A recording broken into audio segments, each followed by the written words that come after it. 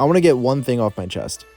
I love the Super Smash Bros. Series. I have a story akin to most people my age, getting a copy of Brawl from my dad in the middle of winter, playing it, loving it, getting that first aha moment when you actually find out you can unlock characters, like Luigi's in this game. My devotion for playing led to tangible results, and an even bigger aha when I discovered the story mode. Watching all these characters interact and connect in a story, and then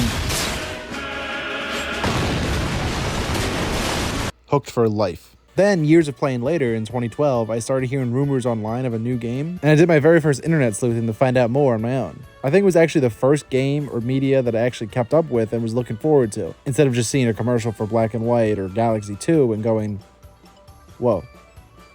It all started with this picture. Obviously, it was just a small fan mock-up based on some press information we got at the time, but I didn't care. As far as I was concerned, it was coming out tomorrow. Got a lot right, actually. I followed the development for 2 years and then 2 more years worth of DLC after the game came out. I was undoubtedly scorned a bit because I didn't know anything about anything and I thought Cloud and Bayonetta were bad choices. Wow. And even 2 more years go by, a lot of stuff happened, Breath of the Wild was cool, nothing else was. Yikes. Then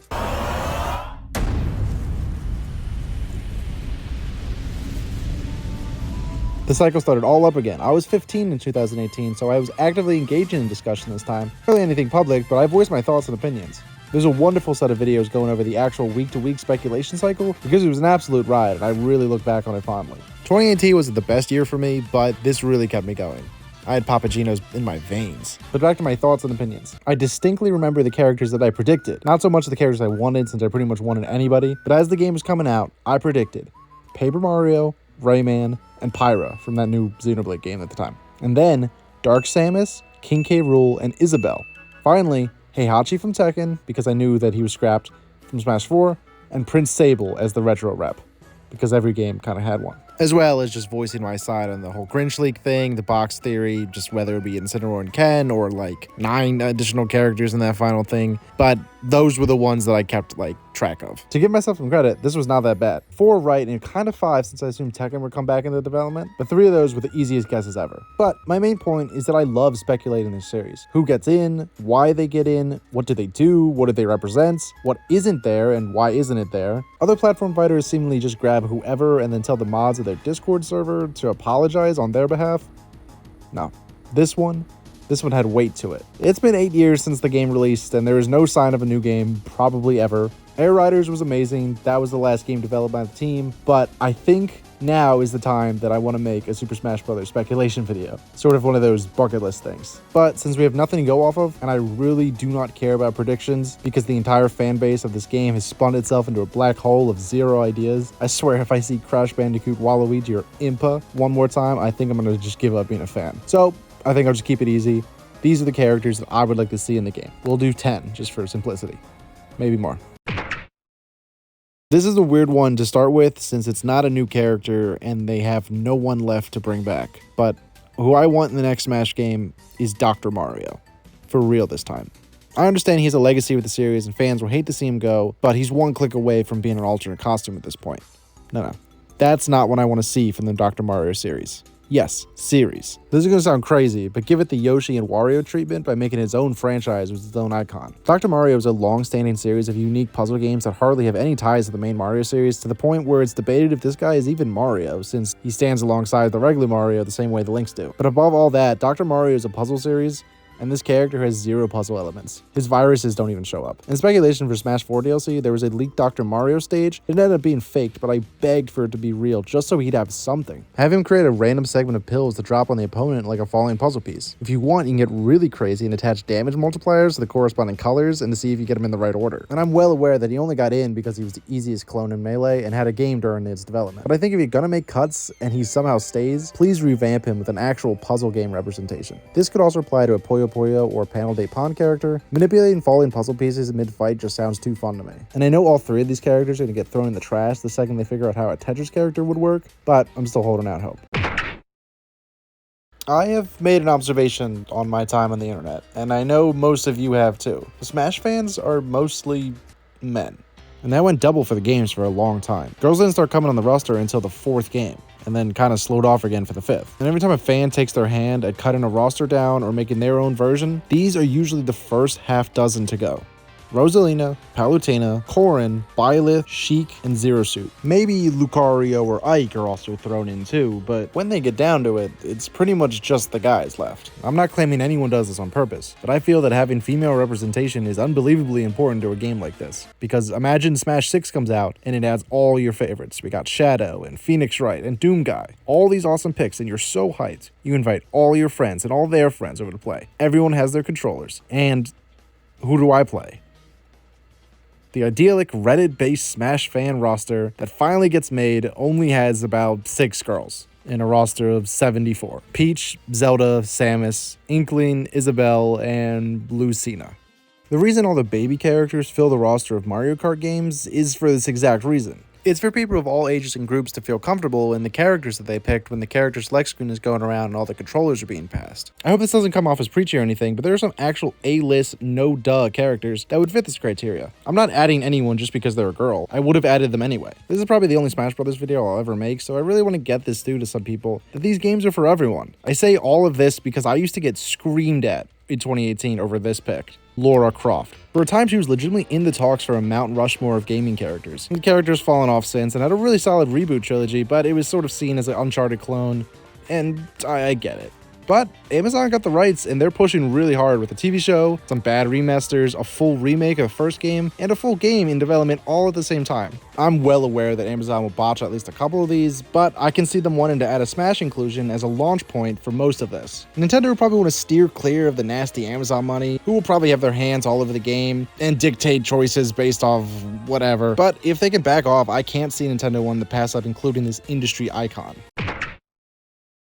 For my next pick, this is more straightforward. I want to see a new monkey in this game. I have about equal excitement over II from Super Monkey Ball and Spike from Ape Escape. II is easier, more popular, it would have a crazy interesting moveset if they keep him in the ball the entire time. But I just can't shake thinking about Spike not even caring about the fight and just chasing an ape the entire time as he runs around the stage, attacking anyone who just happens to be in his way. Or imagine you play as the ape, have no moves, and you just run throughout the stage, all while Spike is swinging around like a madman. And that's how you do damage, just anyone that happens to come across his path. I think that's a perfect way to translate a chasing kind of game in an otherwise uncompatible genre. I really think it deserves it as the pseudo-sequel of Mario 64.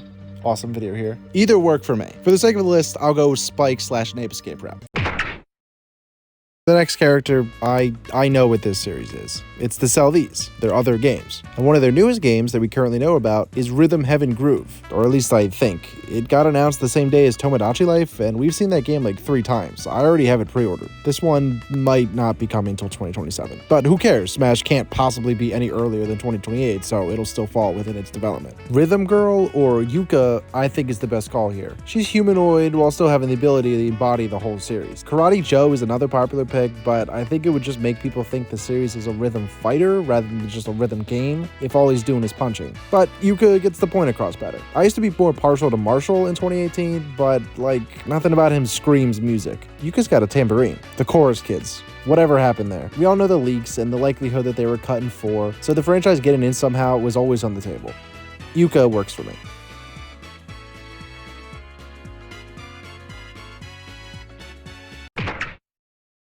Now, for the big one.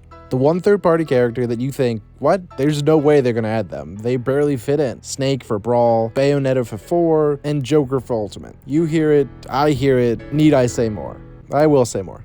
John Halo is quite possibly the biggest video game character that's not here besides like Toad, Jonesy, and a Roblox guy. And I'd argue he's bigger. We're way past worrying about realistic guns, and plus Halo has so many unique weapons that wouldn't even matter. Like, we'd only miss out on the Magnum, really. Xbox and Nintendo being in bed for years is what I would have used as the reasoning, but Xbox is in the gutter, and there is no issue at all getting this icon. Plus, I think Best Buy leaked that the CE remake is coming to the Switch too, so he's probably coming. God, I hope that game's good. Okay, before we continue with the rest of the list, I just want to throw out a little honorable mentions, a little lightning round. We'll do 5, so we can count this as an honorary top 15. First off, Infernape. I love Gen 4. He looks fun to play as. He's a little fire monkey. It's probably too late to circle back to old Pokemon since I want to do new ones, but hey, I can dream. Next is Reina. I can see Namco wanting to push her as the new Tekken rep, or at the very least, I want Namco to push her as the new Tekken rep, or at the very least alongside Kazuya if the roster's big enough to warrant 2 Tekkens. I think she'd be great because you get that Heihachi moveset that everyone wanted, but then you get the Devil Gene powers that warrants her to be able to compete in a platform fighter.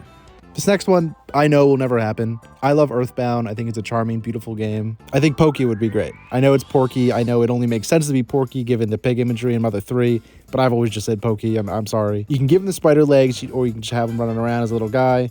I don't care. Just have him in. He's a fun character. We need more like rat bastards in the game. I feel like we're lacking in that variety. Give him his mom's move where he steps on Give him his mom's move where he steps on the fly, but it's your opponent. I think it'll be good. Next is Tom Nook. This game is coming out post New Horizons and post New Horizons Switch 2 edition. So Nintendo sees those sales figures. They are going to have another Animal Crossing character. It will have as much as Kirby. I don't think he needs to necessarily be an Isabelle or Villager Echo or Semi-Clone or whatever they have going on. I know the series was too important for Nintendo to warrant giving Isabelle the Echo treatment, so they just made her a new character and told people not to really think about it. To have what is essentially a third Echo on top of that would be a little redundant. Martha's already got that covered. But I feel that they can do something cool. There's a lot of things in the Animal Crossing series that the Villager and Isabelle cannot really do because of the tone of their characters. You could do some of the more, I don't know, something with, it's always a cliche to have him use like landlord or property baron moves. I don't know, they'll figure it out. That's what they get paid for. And then lastly, Maya from Fatal Fury. I feel like you can just use this costume and then you don't have to worry about whatever censorship issues that was preventing her from appearing before. Plus, it would go good with the later character in this pick. Mostly, I just want to complete the Fatal Fury representation of the game since we have so much already. It's good to have that final missing piece. To kill 5 seconds, look at my tattered Fatal Fury shirts. I like these games. Okay, back to the list proper. I know we just did a lightning round, but I'm also going to go a little quicker on these. It's not that I have less to say, it's just that there's less to say about these characters because they're very obvious. These 5 have constantly been the characters that I've been championing for whenever the topic comes up, and I probably will be forever until they're added. But it gives me a chance to talk about 2 of my favorite games ever. I got 2 during the Porky section as well, so we're battling 3. See, I said it right this time. I can change. God, Earthbound is so charming. The last 3 years since release, this has been my favorite game of all time. So it's a little hard for me to praise in specifics without sounding too biased, other than it's perfectly executed and I love it. The unnamed captain from Pikmin 4 marked an ingenious change in the Pikmin formula. The camera angle. I always liked the first 2 games, but I felt too far from the action to properly manage. Miyamoto took 10 long years to make the accessibility right for new players, and it actually paid off because it got me hooked. None of these facts really relate to the captain as a fighter, but I thought it was worth mentioning. It would be an extension of Olimar, not as an echo or a clone or anything because it's far too different, but a second character with the same idea of Pikmin management mid-match. But this time they're all strapped to the dog. They could include a mechanic where you dismount for a gain in speed, but you have more scattered Pikmin, a risk and reward system. This one's very simple. Play Pikmin 4, even if it's your first entry in the series, and add these 2 to the next game. Our next 2 picks in a row, we're going to deal with Capcom, one of the game developers with a cast of characters that's vast enough to even rival Nintendo. Almost. And I feel that they just scratched the surface with Mega Man, Ryu, and Ken. I showed a little graphic in a recent YouTube short showing the series that Capcom wants to push more, and almost literally any of them could be in this game. I used to be whatever on Monster Hunter's inclusion, but a friend of mine put me on to the series a few months ago, and I really recognize that thing's gigantic cultural footprint. But that's not what we're here for. Mega Man, Ryu, and Ken. I understand how echoes work. I know that he didn't take a slot from anyone, and it would be no one if it weren't for him. But if you're gonna have 2 Street Fighter reps, goodbye Ken. Chun-Li, I think, is the one character I have to sell people on the least. The absolute next in line for Street Fighter, and almost absolutely next in line for the next Capcom character. This series can definitely double dip. Have her play like she does in her games, it worked for everyone else in the genre, this one's a lock. For our other Capcom rep, oh boy, this one is good. Resident Evil needs no introduction. I would like Leon with all his RE4 kicks and chainsaw parries, but does that really sum up the whole franchise?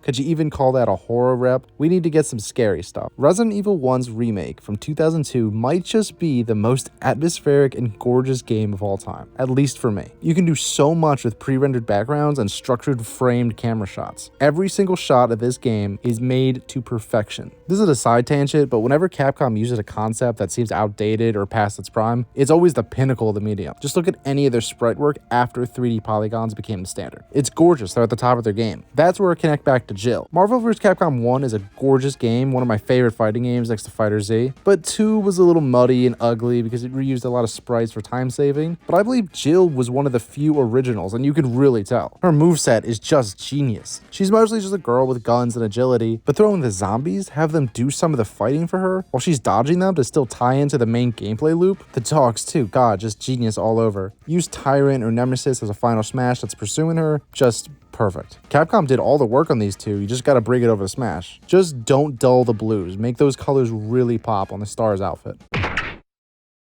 These final two, or second and third place if that joke about Reina being the real #1 is canon, but the last two that we're going to talk about today come from some great games on a console that I have zero attachment to, the Game Boy Advance. I was a DS kid, so I was busy playing these and missed the entire generation. The only chance this era had getting any representation was in Brawl, and it did not focus on them that much. So we lost out in a full drill dozer fighter. Sorry. Last plug of the night. But a GBA character that I feel is worthy comes from the Zelda series. The GBA Zelda games by Capcom are kind of forgotten in the tapestry of the series in favor of the more AAA excellency from the in-house games, but I still think they're pretty good. I mean, they're not as forgotten as the DS games, but they're still overlooked. So one of the few reoccurring characters from the franchise may have slipped by you. The trouble with Zelda picks in Smash is everyone's pretty much a one-game wonder. The only non-Triforce characters that appear more than once are like Skull Kid technically and Tingle. Like a lot. Tingle would be great, he's pretty much the 4th Triforce, but they don't really use him anymore in favor for his lame replacements, Beetle. And Skull Kid, yeah, it'll probably be him. He has my full support, I love Majora's Mask. But the character that I want to talk about today is still pretty close behind them in relevance. Vaati. This would not only add a playstyle variety to the roster, but it would add some much love to the Toon Link side of the franchise, which would go completely unrepresented if he ever got cut. On a side note, Toon Link I think is the one clone that can really never get cut. For a while, he was 50% of the franchise and a big player for Nintendo. Plus, having multiple Links really highlights the reincarnation aspect of the series that's kind of too big to lose. 3 is too much though, sorry Young Link. But back to Vaati. His moveset might just end up being very simple mage attacks or energy blasts, but if they pull from his final boss, I think they can get some cooler stuff in there. If not, it's definitely a final Smash in the making. He's great, his games are great, and his series is great. Good night. No t'hi escarrassis, bola de ferralla. I'll make this short since you've heard this character pitched a lot. He comes from a very beloved RPG that is nearly completely forgotten about now. Golden Sun is an incredible RPG with a unique cast of characters and a really cool magic system. If you want, try to play it on NSO. I think this is like the 4th game recommendation today. But his moveset pretty much just writes itself. He's a cool design and a pretty large fan base. Look at this guy on Raw. I wish that was me. Plus, he's like the premier Venus adept in his verse, so he's kind of busted. If you can't make a compelling moveset out of all this, then I think you're losing your keys. You're too drunk. But that's all. Isaac will always be my most wanted character. I practically lump him in the series already. Please check out his games and anything else here that interests you.